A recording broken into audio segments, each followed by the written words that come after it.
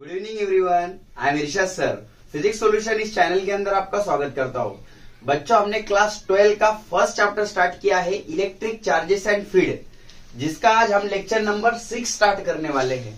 इसका मतलब ये है, इसके पहले जो 5 लेक्चर हो चुके हैं वो आपको देखकर आना है, क्योंकि अगर आप वो नहीं देखेंगे तो आज मैं जो बताऊंगा आपको वो समझ में आने वाला नहीं है। तो फिर ध्यान देंगे आज के टॉपिक की तरफ। तो आज का टॉपिक क्या है? Torque on electric dipole. क्या पढ़ने वाले हैं आज हम? Torque on electric dipole. तो बहुत ही आसान है। क्या करना है? सबसे पहले हमें कंसीडर करना है सबसे पहले यूनिफॉर्म मैग्नेटिक फील्ड। तो यहां पर हमने कंसीडर की यूनिफॉर्म मैग्नेटिक फील्ड। तो ये हो गई आपकी यूनिफॉर्म मैग्नेटिक फील्ड। ओके, यहां तक आपको समझना है। ये क्या हो गई? मेरी यूनिफॉर्म मैग्नेटिक फील्ड। अब इसके अंदर आपको क्या कंसीडर करना है? दो चार्जेस कंसीडर करना है या दो डायपोल कंसीडर करना है। तो मैं वो डायपोल बता रहा हूं यहाँ पे कुछ ऐसे। ओके, यहाँ पर है मेरा चार्ज प्लस क्यू और यहाँ पर है मेरा चार्ज माइनस क्यू, और ये दोनों के बीच में जो डिस्टेंस है उसको मैं बोलूंगा 2a। कितना डिस्टेंस है? 2a। तो क्या पढ़ रहे हम? Torque on electric dipole. तो क्या है बच्चों, इलेक्ट्रिक डायपोल क्या है? मैंने आपको पढ़ाया था। दो इक्वल एंड अपोजिट चार्जेस जो होते हैं उसको हम इलेक्ट्रिक डायपोल कहते हैं। जैसा कि एक प्लस है और एक माइनस है, कुछ डिस्टेंस के ऊपर सेपरेट है, तो हम उसको क्या बोलते हैं? Electric dipole. अब ये इलेक्ट्रिक डायपोल है, तो अगर हमने इसको यूनिफॉर्म मैग्नेटिक फील्ड में रखा तो इसके ऊपर क्या लगता है? टॉर्क लगता है। तो कैसे लगता है हम देखेंगे। सबसे पहले मैंने यहाँ पे इलेक्ट्रिक डायपोल कुछ तो भी एंगल के ऊपर रख दिया। तो कितने एंगल के ऊपर रख दिया मैंने? थीटा एंगल के ऊपर। कितना एंगल के ऊपर रखा? थीटा।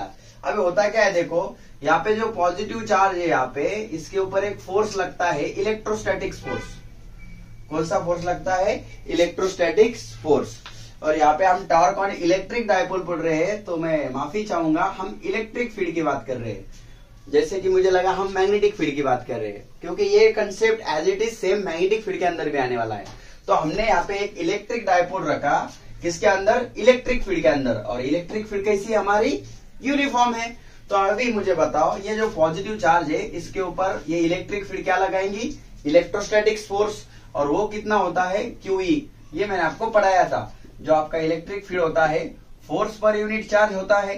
तो यहाँ से फोर्स का फॉर्मूला क्या आ जाएगा? Q ऊपर आ जाएगा, QE। तो आपको ध्यान में रखना है, जो चार्ज होता है उसके ऊपर इलेक्ट्रोस्टैटिक फोर्स कितना लगता है? QE।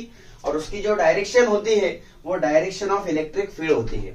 जिधर इलेक्ट्रिक फील्ड की डायरेक्शन है उधर वो फोर्स की डायरेक्शन होती है। तो ये जो फोर्स है इसकी डायरेक्शन मैंने इलेक्ट्रिक फील्ड के डायरेक्शन में ली है।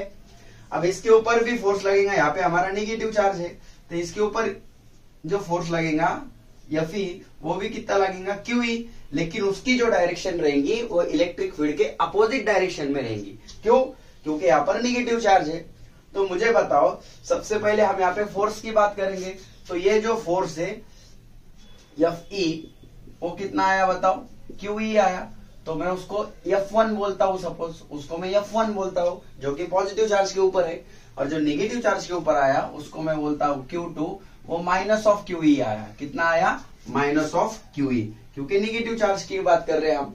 तो अब मुझे बताओ, अगर मैं नेट फोर्स यहां से कैलकुलेट करूंगा तो मैं क्या करूंगा? F1 plus F2। तो यहां से नेट फोर्स आ जाएगा प्लस QE और ये माइनस QE, मतलब जो नेट फोर्स है वो इसके ऊपर कितना लग रहा है? 0। समझ रहा है सबको? जो इलेक्ट्रिक डायपोल है, यूनिफॉर्म मैग्नेटिक फील्ड के अंदर जब हमने रखा तो इसके ऊपर जो नेट फोर्स है वो कितना लग रहा है? 0। चलो यहां तक तो ऐसी कहानी है। अब आगे ध्यान देना है। मुझे बताओ, ये जो चार्ज है इसको एक फोर्स ऐसे लग रहा है और एक फोर्स ऐसे लग रहा है। तो आप सोच के देखो, इसके ऊपर एक फोर्स ऐसा लग रहा है, एक फोर्स ऐसे लग रहा, तो ये क्या करना चाहेगा? ये घूमना नहीं चाहेगा, रोटेट नहीं करना चाहेगा। एक चीज है, आप इसके ऊपर एक ऐसा फोर्स लगा रहे, एक ऐसा फोर्स लगा रहे। मान लो ये मार्कर है, इसको ऐसा खींच रहे हैं, ऐसा खींच रहे, तो ये ऐसा खींचने के बाद ये नीचे गया, इसको ऐसा खींचने के बाद ये ऊपर गया। मतलब ये ऐसे घूम रहा है, मतलब ये कैसा घूम रहा है, क्लॉकवाइज। कैसा घूम रहा है ये, क्लॉकवाइज। मतलब यहाँ पे ये रोटेशन कर रहा है। क्या कर रहा है, रोटेशन। मतलब इसके ऊपर क्या लग रहा है, टॉर्क। तो हमारा आज का टॉपिक वही है, टॉर्क ऑन इलेक्ट्रिक डायपोल। तो टॉर्क ऑन इलेक्ट्रिक डायपोल क्या होता है, बेसिकली हम उसको, टॉर्क को हम कैसा डिफाइन करते हैं, टॉर्क को हम कैसे डिफाइन करते हैं, पहले टॉर्क लग रहा है ये आपको क्लियर होना चाहिए। टॉर्क क्या होता है वो आपको क्लियर होना चाहिए। जैसे एक ऑब्जेक्ट है, इसको मैंने फोर्स अप्लाई किया और ये ऑब्जेक्ट सीधा आगे गया, तो मैं यहाँ पे वन डायमेंशन हो रहा है, तो इस ऑब्जेक्ट को मैंने जो फोर्स अप्लाई किया मैं उसको फोर्स कहता हूँ। क्या कहता हूँ, फोर्स। अब मान लो एक ऑब्जेक्ट है, इसको मैंने इधर एक फोर्स अप्लाई किया और इधर एक फोर्स अप्लाई किया। अब इसके वजह से ये घूम रहा है। अब मैं इसको फोर्स नहीं कहूंगा, अब इसको मैं क्या कहूंगा, टॉर्क। तो जिस फोर्स की वजह से ऑब्जेक्ट घूमता नहीं है उसको मैं फोर्स कहता हूँ, और जिस फोर्स की वजह से ऑब्जेक्ट घूमता है उसको मैं क्या कहता हूँ, टॉर्क कहता हूँ। क्या कहता हूँ, टॉर्क। तो जहां पर चीजें घूम रही है वहां पे हमें टॉर्क कंसिडर करना है। जैसे आपने घर के अंदर कभी स्क्रू फिट किया होगा, तो वो जो घूम रहा है ऑब्जेक्ट, वो जो फोर्स लगा रहे आप, उसको हम टॉर्क कहते हैं। तो टॉर्क को बेसिकली डिफाइन कैसा करते हैं, टॉर्क इज डिफाइन एज, उसको डिफाइन कैसा करते हैं, torque is define as magnitude of one force acting on charge. मतलब दो फोर्स यहाँ पे एक्ट हो रहे हैं, तो कोई भी एक फोर्स का आपको मैग्नीट्यूड लेना है। Magnitude of one force acting on charge and perpendicular distance. Torque is the define as, torque is the product of, ऐसे डायरेक्ट बोल सकते हैं हम, torque is the product of, product बोल सकते हैं हम, torque is the product of magnitude of one force acting on a charge and perpendicular distance, and perpendicular distance. इसका मतलब क्या है, अब ये समझते हैं। वो क्या कह रहे हैं, टॉर्क। टॉर्क को हम बेसिकली टॉ लिखते हैं, इसको टॉ पढ़ते हैं। तो वो बोल रहे हैं कोई भी एक चार्ज है, उसके ऊपर जो फोर्स लग रहा है उसका मैग्नीट्यूड लेना है और इनटू लेना है आपको परपेंडिकुलर डिस्टेंस। ये तो आपने बेसिक फॉर्मूला पहले देखा ही होगा। अब मुझे बताओ पॉइंट ऑफ एप्लीकेशन पे जहां पे ऐसा फोर्स एक्ट हो रहा है वहां पे परपेंडिकुलर डिस्टेंस लेंगे तो ये आएगा परपेंडिकुलर डिस्टेंस। मतलब ये जो लेंथ है ये मेरी क्या है, परपेंडिकुलर डिस्टेंस, जिसको मैं डी कहता हूँ। वो कितना है मेरे पास, डी है, राइट। तो अभी फोर्स तो मेरे पास है, फोर्स का फॉर्मूला मेरे पास है क्यू ई, मुझे डी की वैल्यू चाहिए। तो अब ये जो ट्रायंगल दिख रहा है, ये जो ट्रायंगल दिख रहा है, यहां से मैं साइन थीटा लेता हूं। साइन थीटा, साइन थीटा क्या होता है, अपोजिट साइड। अपोजिट साइड कौन है आपकी, D, into hypotenuse, sorry opposite side upon hypotenuse. Opposite side कौन है आपकी, डी, और हाइपोटेन्यूज मतलब ये लेंथ कितनी है आपकी, 2a। तो यहां से जो डी आया वो कितना आया, 2a साइन थीटा। डी की वैल्यू कितनी है, 2a साइन थीटा। देयरफॉर टॉ कितना है आपका, फोर्स ले लो। फोर्स कितना लग रहा है, QE। कोई भी एक फोर्स का मैग्नीट्यूड ले लो, मैग्नीट्यूड लेंगे तो प्लस में लेंगे, इनटू डी कितना है मेरे पास, 2a साइन थीटा। तो यहां से हमारा टॉ आ रहा है Q into 2a into E sign theta. अब बच्चों मैंने आपको बताया था इलेक्ट्रिक डायपोल मोमेंट क्या होता है। तो इलेक्ट्रिक डायपोल मोमेंट था magnitude of one charge and distance between two charge. ये था हमारा इलेक्ट्रिक डायपोल मोमेंट, मतलब P equal to Q into 2a। Sir ये हमको पता नहीं, तो 5 लेक्चर हो चुके हैं, वो लेक्चर देखेंगे तो और समझ में आने वाला है। तो फिर torque equal to Q into 2a की वैल्यू कितना है, P, और यहाँ पर है E, और यहाँ पर है साइन थीटा। तो बताओ फिर इस डायपोल के ऊपर कितना टॉर्क लग रहा है, PE साइन थीटा। यहां तक बात समझ में आ रही है, ठीक है। अब मुझे बताओ, अगर मैंने वेक्टर पढ़ाया था, दो वेक्टर का क्रॉस प्रोडक्ट मैं क्या लिख सकता हूँ, AB साइन थीटा। तो मुझे बताओ P मतलब इलेक्ट्रिक डायपोल मोमेंट है, वो एक वेक्टर क्वांटिटी है, E मतलब इलेक्ट्रिक फील्ड है, ये भी एक वेक्टर क्वांटिटी है। तो ये दोनों भी वेक्टर क्वांटिटी है। तो और यहाँ पे साइन मल्टीप्लाई में है, तो मैं यहाँ पर इसको इसके साथ कंपेयर करूंगा, तो मैं इसको यहाँ पे क्या लिख सकता हूँ, P क्रॉस E, और ये क्या आ जाएगा, टॉ, और वो भी आ जाएगा आपका वेक्टर क्वांटिटी। तो ये वेक्टर फॉर्म में अगर मैं लिख रहा हूं तो टॉ इक्वल टू आ गया हमारा P क्रॉस E। कितना आया, P क्रॉस E। और ये जो थीटा है, ये थीटा क्या है हमारा, P और E के बीच में का क्या है, एंगल है। मतलब इलेक्ट्रिक डायपोल मोमेंट और इलेक्ट्रिक फील्ड के बीच में का जो एंगल है उसको हम थीटा कहते हैं। तो सपोज ये आपका इस डायरेक्शन में हुआ इलेक्ट्रिक फील्ड और ऐसा हमारा डायपोल है, तो ये हो गया उसका डायपोल मोमेंट का डायरेक्शन, ये हो गया इलेक्ट्रिक फील्ड का डायरेक्शन, ये हो गया डायपोल मोमेंट का डायरेक्शन। समझ में आ रहा है सबको? यहाँ पर हो गया आपका डायपोल मोमेंट, ये हो गया आपका इलेक्ट्रिक फील्ड। तो दोनों के बीच में एंगल कितना आया, थीटा। अब मुझे बताओ दोनों का क्रॉस प्रोडक्ट लेना है, P क्रॉस E करना है।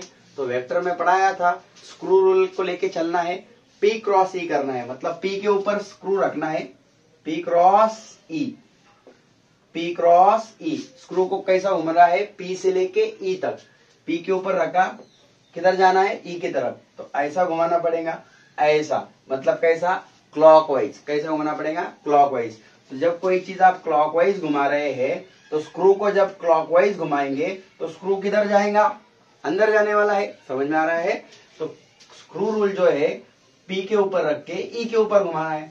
तो P क्रॉस E, मतलब हम क्लॉकवाइज घुमा रहे हैं तो आपका स्क्रू किधर जाएगा, जब क्लॉकवाइज घुमा रहे तो अंदर की तरफ। अंदर की तरफ मतलब वो जो डायरेक्शन है आपकी, वो टॉर्क की डायरेक्शन है। मतलब टॉर्क जो रहेगा हमारे इस प्लेन को कैसा रहेगा, परपेंडिकुलर। मतलब यहाँ की टॉर्क की अगर डायरेक्शन बताऊंगा तो वो इनवर्ड रहेंगी। कैसी रहेंगी, इनवर्ड।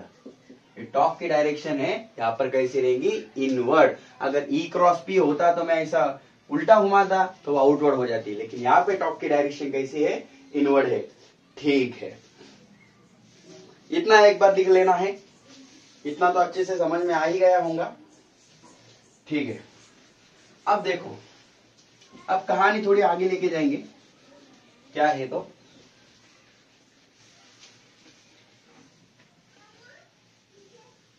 अब ये जो है टॉर्क, इसका फॉर्मूला क्या है बताओ मुझे। Torque is equal to PE sine theta. अब मुझे बताओ ये थीटा की वैल्यू 0 या फिर ये थीटा की वैल्यू अगर 180 है तो फिर टॉर्क कितना लगेगा। तो पहले 0 रखते हैं, तो सबको पता है साइन 0 0 होता है तो टॉर्क कितना आएगा, 0। और साइन 180 भी कितना होता है, 0 होता है तो टॉर्क कितना आएगा, 0।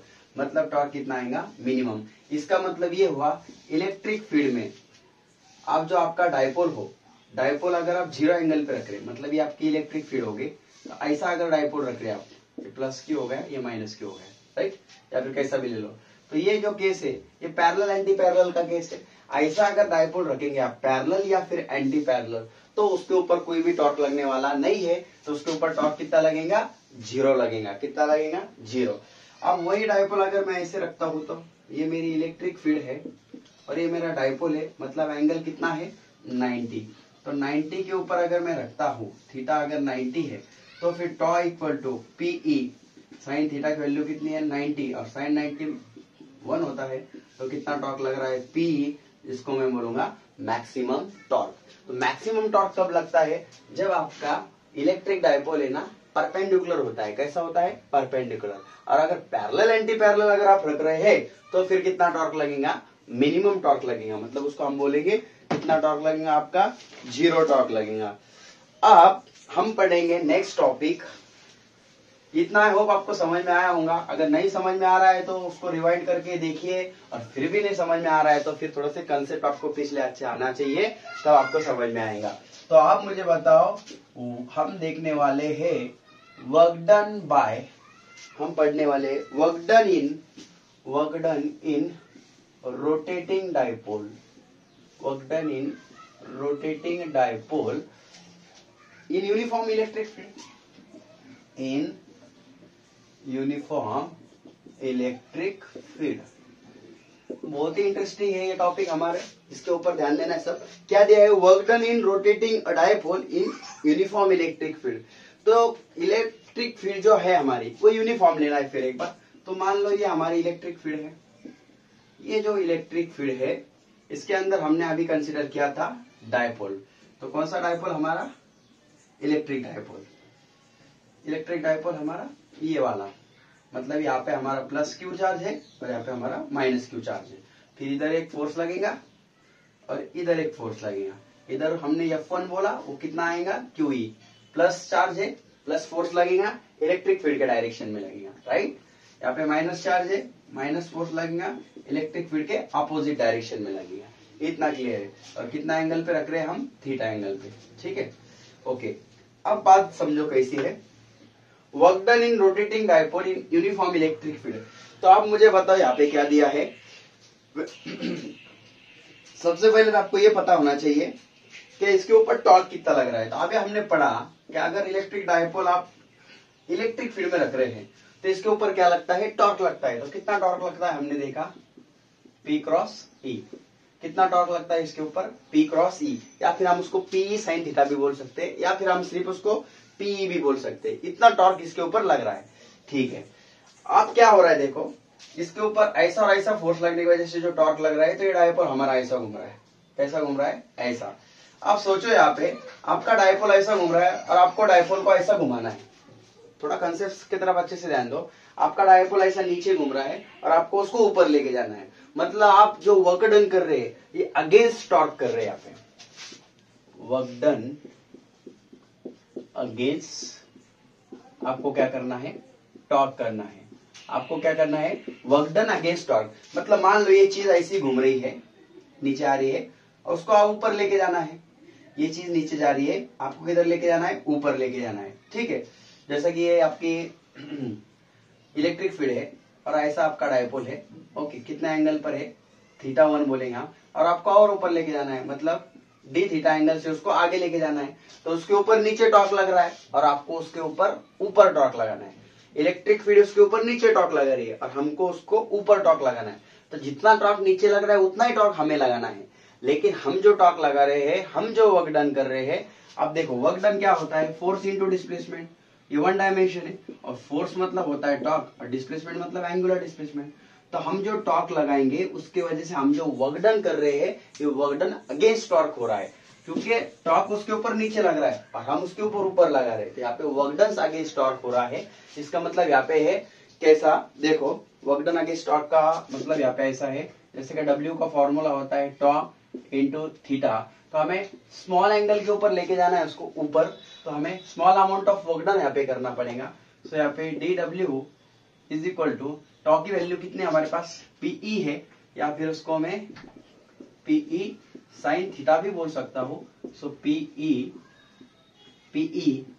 साइन थीटा, यहाँ पे कितना D थीटा। लेकिन मुझे बताओ उसके ऊपर नीचे टॉर्क लग रहा है, आपको उसको ऊपर लेके जाना है। तो आप वर्क डन अगेंस्ट टॉर्क कर रहे हैं यहाँ पे, इसलिए माइनस साइन आएगा, इसलिए यहाँ पे क्या आएगा, माइनस साइन आएगा।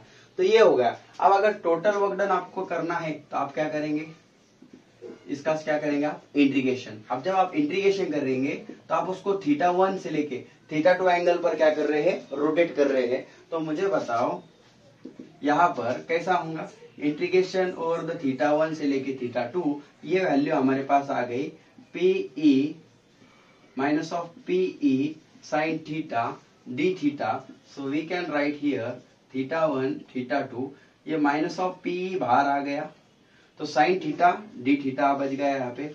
तो अब मुझे बताओ माइनस ऑफ PE, साइन का इंटीग्रेशन होता है माइनस कॉस थीटा, ये आपको पता होना चाहिए। तो यहाँ पे θ1 से लेके θ2। सो मुझे बताओ ये माइनस माइनस प्लस हो गया। So W is equal to आया आपका PE और यहाँ पे आया आपका cos theta, θ1 θ2। So we can write here PE, upper limit minus lower limit करेंगे तो थीटा की जगह पर अपर लिमिट θ2 आएगा और थीटा की जगह पर लोअर लिमिट θ1 आएगा। तो आपका वर्क डन कितना आया बताओ मुझे, PE इन ब्रैकेट कितना आया बताओ, PE in bracket cos θ1 cos θ2 minus cos θ1। तो ये जो वर्क डन आया, हम इसको work done by external work done बोलेंगे। हम क्या बोलेंगे, हम एक्सटर्नल वर्क डन, क्योंकि work done by external force या फिर work done by external torque, क्योंकि इलेक्ट्रिक फील्ड इसके ऊपर नीचे टॉर्क लगा रही, हम उसके ऊपर लगा रहे। तो हम जो टॉर्क लगा रहे, हम जो वर्क डन कर रहे हैं वो एक्सटर्नल वर्क डन है, तो वो इतना हो रहा है। अब मुझे बताओ हम उसको ऊपर लेके जा रहे हैं लेकिन इलेक्ट्रिक फील्ड उसको नीचे लेके जा रही है, तो उसके वजह से जो वर्क डन होगा उसको हम work done by electric force बोलेंगे या फिर work done by electric torque भी बोल सकते हैं हम। तो ये जो वर्क डन है और हमारा जो वर्क डन है ये दोनों सेम रहेंगे क्या, ये दोनों सेम रहेंगे क्या, नहीं रहेंगे। Work done by electric force मतलब उसको इलेक्ट्रिक फील्ड नीचे खींच रही है, हम उसको ऊपर लेके जा रहे हैं, तो ये दोनों एक दूसरे को कैसे रहेंगे, माइनस रहेंगे। So work done by electric force कैसा आएगा, फिर देखो minus work done by electric force कितना है, पीई ब्रैकेट में cos थीटा 2 यहाँ पे cos theta 1। So minus of PE, ये minus of PE in bracket cos theta 2 minus cos theta 1, ये क्या है हमारे पास, work done by electric force.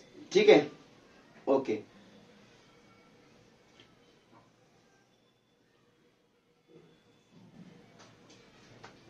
तो आ रहा है समझ में सबको? देखो अभी एक बार देख लो, अगर कुछ नहीं समझ में आ रहा है तो सारे कंसेप्ट आपके क्लियर है? ओके। अब यहाँ पे हमने क्या किया मैं आपको बता दूं।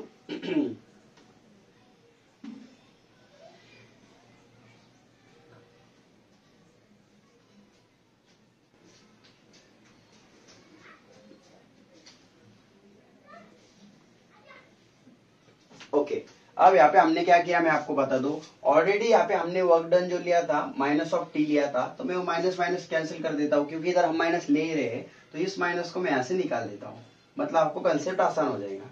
तो यहाँ पे वर्क डन पहले हम निकाल लेंगे बेसिक, क्योंकि इधर हम ले ही रहे हैं ना अपोजिट वाला, तो फिर ये निकालेंगे। तो ये कितना आ गया, माइनस ऑफ कॉस थीटा। तो यहाँ से फिर थोड़ा चेंजेस करता हूँ। देखो पैनिक होने की जरूरत नहीं है, दो बार ले लिया हमने इसलिए थोड़े से चेंजेस आ गए। देखो टॉपिक ही हो गया हमारा। हमने क्या किया, इलेक्ट्रिक फील्ड में जब डायपोल रखा, इसके ऊपर इधर फोर्स लग रहा है, इधर फोर्स लग रहा है, मतलब टॉर्क लग रहा है, मतलब ये नीचे आ रहा। तो ये नीचे आ रहा तो हमें उसको ऊपर लेके जाना है, तो हमें वर्क डन आगे स्टॉप करना है। तो पहले हमने वर्क डन वगैरह कैलकुलेट कर लिया। तो यहां से कैसा करेंगे, देखो W is equal to PE. Okay, यहाँ पर ये माइनस साइन अगर मैं बाहर लेता हूं तो माइनस ऑफ पीई, यहाँ पर बताओ cos थीटा के जगह पर अपर लिमिट कौन आएगा, थीटा 2, और माइनस लोअर लिमिट कौन आएगा, थीटा 1। अगर मैं इसको माइनस से मल्टीप्लाई करता हूं तो फिर ये माइनस ऑफ cos थीटा 2 और minus minus plus cos theta 1। सो यहाँ से ये टर्म मैं कुछ ऐसे भी लिख सकता हूँ, cos थीटा 1, ये माइनस वाली टर्म बाद में लिखता हूँ cos थीटा 2। तो यह आ गया हमारा work done by external force. Work done by external force कितना है हमारे पास अभी, PE cos theta 1 minus cos theta 2, ये work done by external force है। और वर्क डन बाय जो इलेक्ट्रिक फोर्स है बच्चों, और ये हमारा work done by external force है, ये दोनों एक दूसरे का ऑपोजिट है। तो मैं वही बता रहा हूँ, इलेक्ट्रिक फोर्स की वजह से जो वर्क डन हो रहा है वो नीचे की तरफ, और हमारे वजह से जो वर्क डन हो रहा है ऊपर की तरफ। हमें डायपोल को ऊपर लेके जाना है, इलेक्ट्रिक फील्ड उसको नीचे लेके आ रही है। तो यहाँ पे work done by electric force अगर लेना है, so minus of work done by external force कितना है, फिर PE in bracket cos of theta 1 minus cos of theta 2। So again work done by electric force अगर हम निकालेंगे तो फिर इसको माइनस से मल्टीप्लाई करेंगे तो ये टर्म कुछ ऐसी हो जाएंगी, और फिर प्लस वाली टर्म अगर पहले लिखेंगे और माइनस वाली टर्म अगर बाद में लिखेंगे तो ये टर्म कुछ ऐसी हो जाएंगी।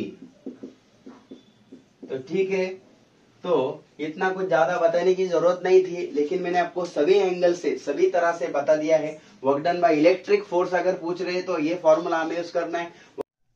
तो फिर ठीक है, अभी देखो work done by external force भी हमने कैलकुलेट किया, work done by electric force भी हमने कैलकुलेट किया। अभी सब बच्चे यही सोच रहे हैं कि सर आपने हमें कंफ्यूज कर दिया, हमें कौन सा फॉर्मूला यूज करना है। तो आपका कंफ्यूजन दूर कर दूं, चलो ध्यान दो। फिर पहले ये सबने लिख लेना है अच्छे से, ये सबने अगर लिख लिया तो फिर आपका कंसेप्ट मैं क्लियर कर देता हूँ। अब 2 ही मिनट का हमारा लेक्चर रहा है, आपको सिर्फ 2 मिनट ध्यान देना है अच्छे से, ठीक है।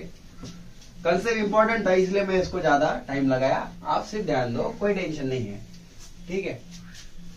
तो देखो मैं आपको वही बता रहा हूं, मान लो आपकी ये इलेक्ट्रिक फील्ड है, ये आपकी इलेक्ट्रिक फील्ड है, और यहाँ पे आपका डायपोल है, ओके, इसको हम थीटा 1 एंगल बोलते हैं, जो कि है थीटा।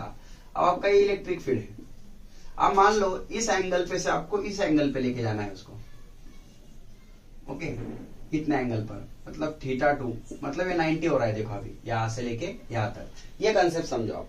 या फिर 2 डायग्राम मैं आपके लिए ड्रॉ करता हूं। देखो आपका ये इलेक्ट्रिक फील्ड है और आपका डायपोल ऐसा है, ये हो गया डायपोल मोमेंट, ठीक है। इसके बीच में जो एंगल है वो थीटा 1 बोलता हूं मैं, जो कि थीटा है। अब आपको क्या करने का है, इधर से उसको इधर लेके जाना है ऐसा, मतलब इस एंगल के ऊपर आपको लेके जाना है। मतलब आपको कितना एंगल के ऊपर लेके जाना है, θ2 बोलूंगा मैं 90। तो मुझे बताओ θ1 थीटा है और θ2 90 है, तो आपको इधर से इधर जाना है। अब कंसेप्ट देखो क्या है, इधर से आप इधर जा रहे हैं। तो मुझे बताओ work done by electric force का मतलब क्या था, इलेक्ट्रिक फील्ड उसको नीचे खींचने की कोशिश कर रही है। इलेक्ट्रिक फील्ड उसको नीचे, मतलब वो work done by electric force है वो नीचे की तरफ। हमें क्या करना है, इधर से इधर जाना है। मतलब हमें जो वर्क डन कैलकुलेट करना है वो करना है work done by external force. ये कंसेप्ट पकड़ो आप, work done by external force. मतलब आपको कभी भी ऐसा टॉपिक आता है work done on electric dipole, तो कौन सा वर्क डन लेना है, एक्सटर्नल फोर्स लेना है क्या इलेक्ट्रिक फोर्स लेना है। तो मैं आपको बता दूं, आपको work done by electric dipole अगर बोल रहे हैं तो आपको कौन सा लेना है, work done by external force लेना है। कौन सा लेना है, work done by external force. तो work done by electric dipole या work done on electric dipole या work done in electric dipole अगर है तो आपको work done by external force लेना है। तो work done by electric force हमारा आया है PE cos θ1 माइनस cos θ2। ये फॉर्मूला हमारा आया है, तो यही फॉर्मूला ज्यादातर यूज करना है आपको। तो हो गया फिर कहानी खत्म। PE cos θ1 कितना है बताओ, θ1 है आपका थीटा और cos θ2 90। तो cos 90 सबको पता है क्या होता है, cos 90 कितना होता है आपका,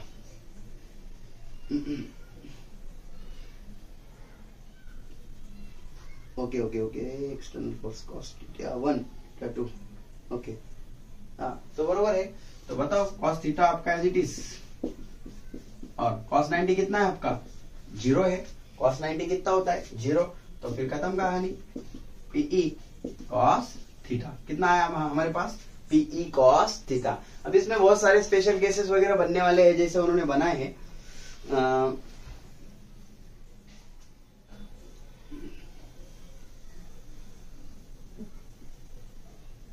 जैसे कि उन्होंने बहुत सारे स्पेशल केसेस बनाए हैं। तो स्पेशल केस आप बनाने के तो बना सकते हैं, θ1 θ2 बहुत सारे एंगल्स वगैरह लिए हैं, लेकिन वो मैं नहीं ले रहा हूँ। बाकी मैंने ऑलमोस्ट जो जरूरी चीजें हैं वो आपको बताने की कोशिश की है। आई होप आप थोड़े से कंफ्यूज भी हो गए होंगे शायद से। अगर ऐसा कुछ है तो आप मुझे कमेंट करके बताओ। बाकी मैं आपको बता दूं, अगर आप अपने चैनल पर नए हैं तो हम 11 12 साइमल्टेनियसली पढ़ा रहे हैं। अभी 11 का भी काइनेमेटिक्स ऑलमोस्ट हो चुका है, 12 का इलेक्ट्रिक चार्जेस एंड फील्ड मैंने स्टार्ट किया है, राइट। वो भी अभी जल्द से जल्द हो जाएगा। तो आप डेली लेक्चर करके अगर अच्छे से नोटबुक बनाएंगे तो आपको टॉपिक अच्छे से समझ में आने वाले हैं। बाकी फिर अगर आपको समझ में आ रहा है तो चैनल को आप लाइक करिए, शेयर करिए और प्लीज सब्सक्राइब भी करिए। मतलब ज्यादा से ज्यादा लोगों तक अगर ये चैनल जाएगा तो मुझे भी थोड़ी सी हेल्प हो जाएंगी और मैं भी थोड़ा सा मोटिवेशन आपसे लूंगा, तो और आपके लिए कुछ ना कुछ अच्छा करने की बिल्कुल कोशिश करेगा। तो have a nice day, thank you.